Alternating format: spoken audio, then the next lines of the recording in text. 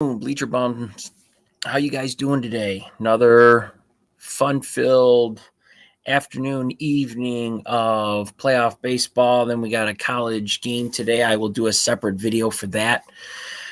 Right now, let's get to the two games. One is starting in 23 minutes, so let's get to it. We got Atlanta hosting the Phillies once again. And God, Zach Wheeler's been my guy, my go-to guy when I need prop plays, when I need actually a lot of strikeouts. The guy's been doing it for us this year, winning us a lot of money. But so have the Braves. Wright has been doing it for us also. Kyle Wright, Zach Wheeler, both of them studs, and they're both on the mound today in less than a half hour. Now, Wheeler gets his second start of the postseason for the Phillies. Kyle Wright will start for the Braves. Both pitchers may very well turn out, but this one looks a bit better for Wright and the Braves. I think Wheeler will have a good game.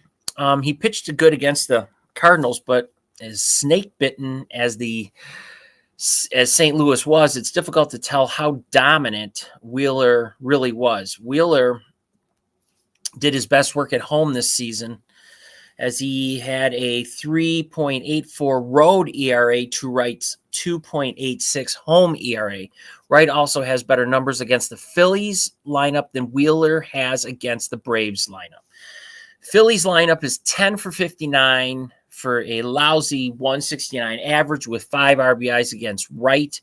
Atlanta's lineup is a much better 36 for 141 for a 255 batting average with 14 RBIs versus Wheeler. Now, the Braves are the better team with a more favorable matchup tonight.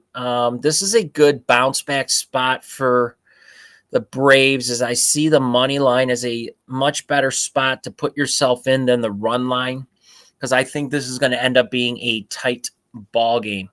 So for the money line, you're looking at basically minus 135. It's kind of in that area. I don't really care for anything under 130 is decent.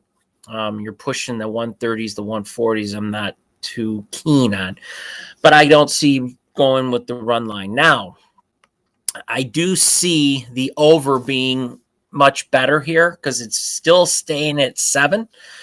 But don't overthink this number.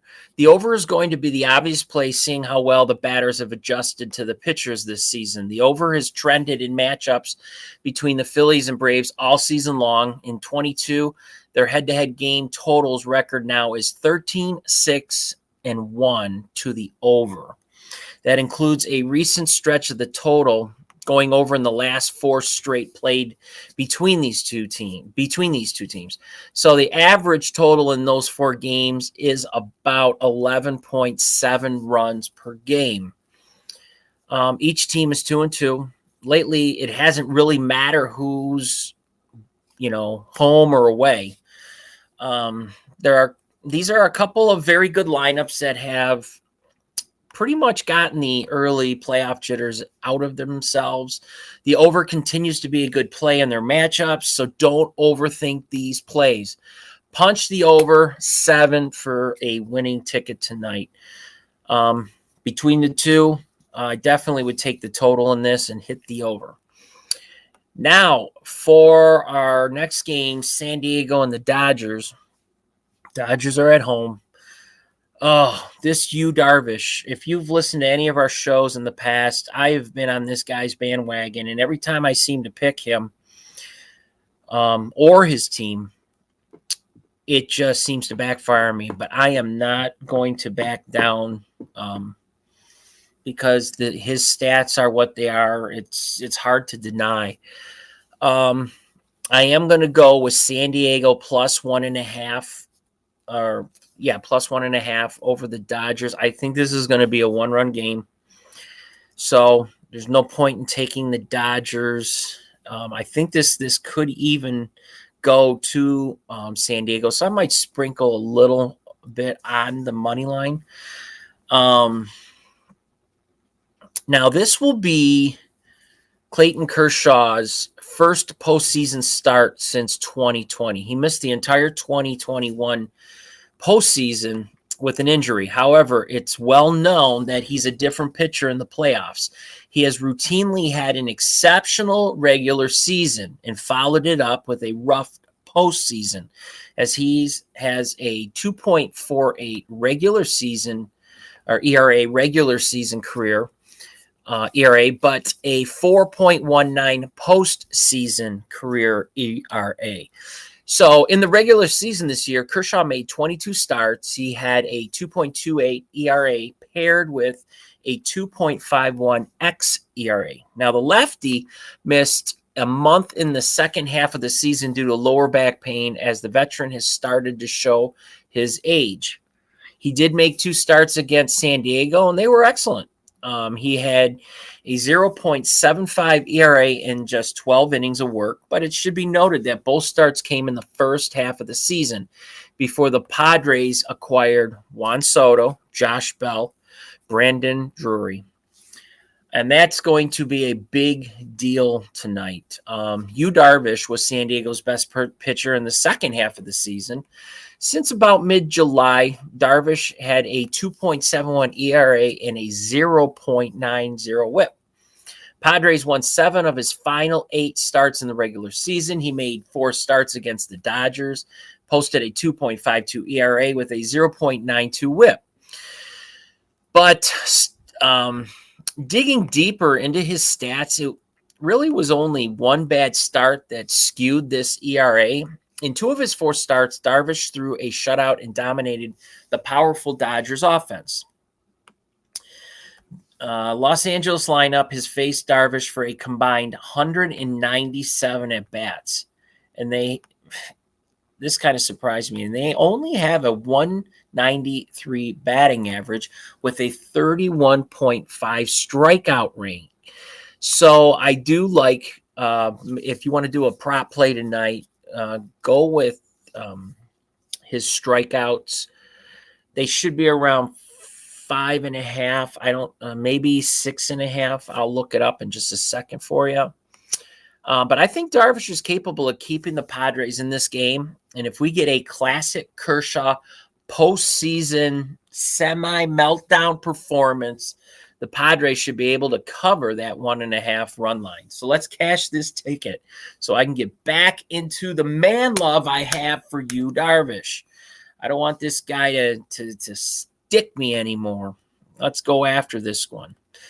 Take the 1.5 with San Diego. Now, the total is sitting at 7.5. It opened at 7.5, which I found very surprising. Odd makers continue to inflate these totals when the Dodgers are playing because of their lineup, which outperformed everyone in the regular season. However, the Dodgers lineup has struggled against Darvish this season and in their careers. As mentioned in the line run pick, the only Dodgers starters that have a batting average above 200 against Darvish are Freddie Freeman and Trey Turner. Darvish finished the regular season with a 1.85 ERA in his final 6 starts and continued his success into the wild card series as he went 7 innings against the Mets, only allowed 1 run on 6 hits. Now, as for Kershaw, he held the Padres to a 191 batting average in his 2 starts against them in the regular season. San Diego ranked in the middle of the pack against left-handed pitchers in 22, so I don't think the left-handed, right-handed thing is going to really play a part here. So facing a lefty, I don't see any advantage here, so this should be a better pitching matchup than odd makers are anticipating. I still see this as a 3-1, 2-1. I don't know. It's going to be extremely low scoring. At the very, very worst, I think I can see a 4-2, 3-2. This 7.5 is not going to last. It's going to drop to 7, and it might have already dropped to 7. Let's take a look. The latest on the over and unders, we're looking at, it's already at 7. So I still say go under 7. The Braves and Phillies are hanging around at 7. But yeah, I still think that's a really decent bet. I still like the Padres plus 1.5 a little better. So that is going to be your 2 plays for today. Again, Atlanta's money line, the total over 7 for that game. San Diego plus 1.5, and the total under 7 as it sits right now. I stay tuned. I am going to put up tonight's college football pick, and let's cash some of these tickets. Keep an eye out on Facebook. I will be posting videos within the next 10 minutes. Thank you. Good luck, and let's cash those tickets.